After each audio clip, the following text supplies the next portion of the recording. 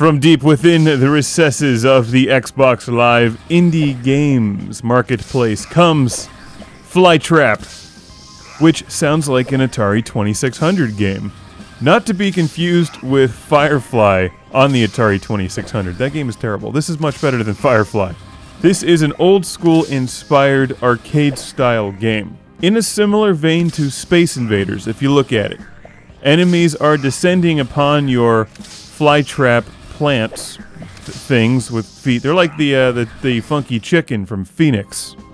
You shoot the enemies with a blast of water and then suck them up. It's just that simple. And then there's a variety of enemies that attack you, and you can even see how many are remaining in the back along the tree line. There's some eyeballs peeking out at you. That's a nice touch.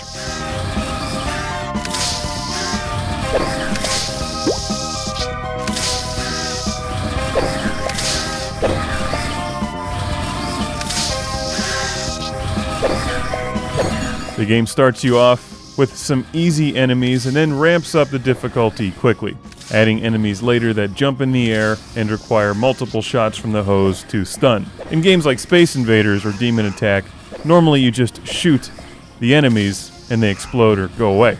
In this game you shoot them once to stun them, but then you have to actually attack them again to finish them off by sucking them into your Flytrap.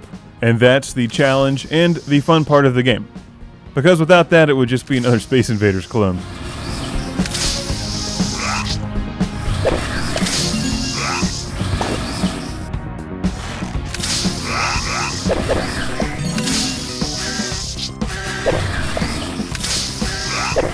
Now, it's an indie game, so don't go into this expecting it to have the same budget as Dante's Inferno.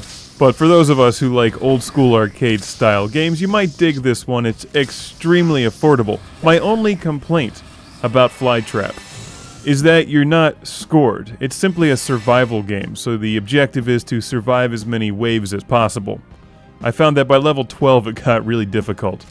The enemies that you wipe out might influence the amount of extra lives or the speed at which they grow. I'm not entirely sure, but I would have preferred points. Arcade scoring. But the game is fun, though. Fun has been achieved.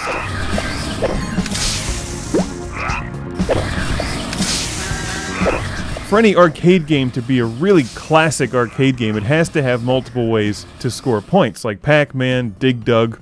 There's some risk versus reward.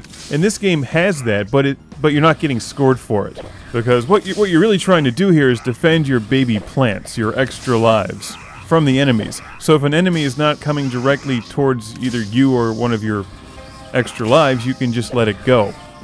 And it's like no loss. Scoring would have given me a bit more motivation to move away from the plants that I was defending and attack all of the enemies. But I think, as you'll find later in the game, it gets difficult to the point where you're just trying to stay alive anyway. It's surprising how quickly you run out of water when you're trying to shoot them. When the screen is full of enemies and you then have to wait for what seems like an eternity to refill.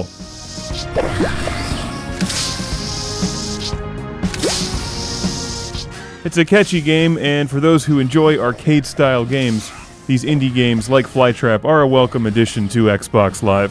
Very affordable. It's a colorful game, the music is well done as you can hear, and the controls work the way that they should. The right trigger squirts the water, the left trigger sucks them into the Flytrap. You can play and see how many levels you can survive. Flytrap.